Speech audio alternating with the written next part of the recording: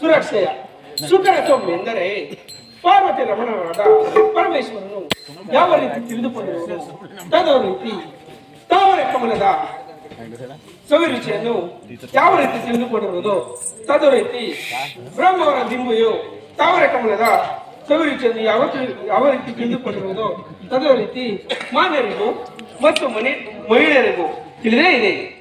ತಿಳಿದವರು ತುಳಸಿ ಗಿಡಕ್ಕೆ ನೀರನ್ನು ನೀಡಿದ್ದಾರೆ. ನನ್ನಂತ ತಿಳಿದವನಿಗೆ ಅದೊಂದು ಸುಳ್ಳಾಗಿ ಕಾಣುತ್ತದೆ.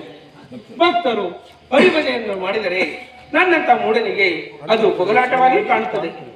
ಅತಿಥಿಗಳು ಅನ್ನದಾನವನ್ನು ಮಾಡಿದರೆ ನನ್ನಂತ ಕಿಡತನಿಗೆ ಅದು ಸುರಿಸುರಿಯಾಗಿ ಕಾಣುತ್ತದೆ. ಆದ್ದರಿಂದ ಮಾನ್ಯರೇ ಮತ್ತು ಮಹಿಳೆಯರೇ, ತಾತಾ ಮಾತೆಯರೇ, ಈ ದಿವಸ ಕಿರುನಳ್ಳಿಕೊಪ್ಪ ಗ್ರಾಮದಲ್ಲಿ ಶ್ರೀ ದೊಡ್ಡಮ್ಮ ಮತ್ತು ಚೆಲುವರಾಯ ಸ್ವಾಮಿ, ಛಾಯಾದೇವಿ, ಕೃಪಾ ಪೋಷಿತ ನಾಟಕ ಮಂಡಳಿ, ಶ್ರೀ ಶ್ರೀ ಶನಿಪ್ರಭಾವ ಅಥವಾ ರಾಜವಿಕ್ರಮ ಎಂಬ ಸುಂದರ ಪೌರಾಣಿಕ ನಾಟಕವನ್ನು ಬಾಲಕರಾದ ನಾವುಗಳು ಅಭಿನಯಿಸಲಿದ್ದೇವೆ.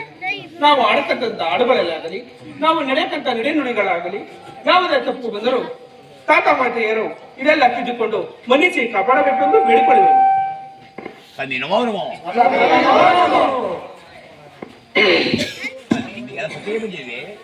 ನಿಮಗೆಲ್ಲ ಪತ್ರಿಕೆ ಬಂದಿಲ್ಲವೇ? ನೋಡ್ರಿ,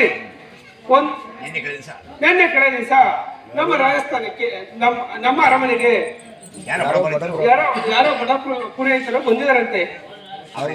ಅವರಿಂದ ನಮ್ಮ ಮಹಾರಾಜರು ದಾರಿದ್ರ್ಯ ಎಂಬ 3 ಅಕ್ಷರಗಳನ್ನು ಧರ್ಮವಾಗಿ ದಾನೇರಿಸಿಕೊಂಡಿದ್ದರಂತೆ. ನವಗ್ರಹ ಪೂಜೆಯನ್ನು ಏರ್ಪಡಿಸಿದರಂತೆ. ನಡೀರಿ ಹೋಗೋಣ.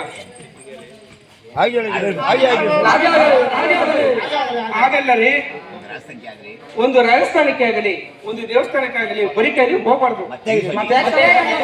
ಈ ಮಂತ್ರ ಯಾರಿಗಿದೆ? ಹಾಗಾದರೆ ಅಕ್ಷತೆಯನ್ನು ತೆಗೆದುಕೊಂಡು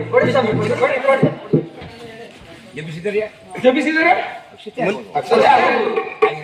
ಹಾಗೆ ಇದ್ದರೆ ನಡೀರಿ ಹೋಗೋಣ.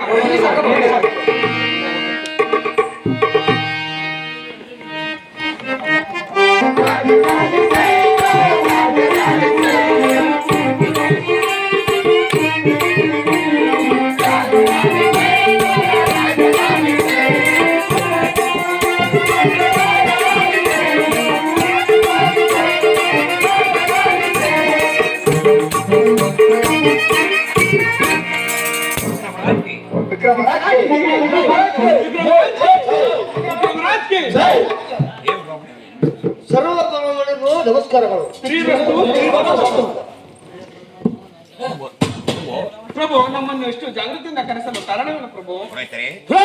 ನಿಮ್ಮನ್ನು ಕರೆಸಲು ಕಾರಣವೇನೆಂದರೆ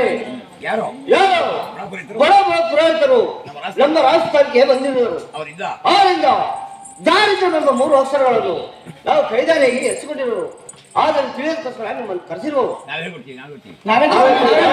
ಹಾಗಲ್ಲರಿ, ರಾಜನ ಅಪ್ಪಣೆ ಯಾರಿಗಾಗುವುದು ಅವರು ಹೇಳೋಣ. ಸರ್ವರು ಕೂತುಕೊಳ್ಳಿ.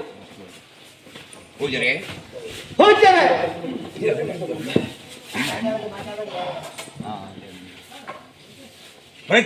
ಮೊದಲನೇ ಗ್ರಹ ಯಾವುದು?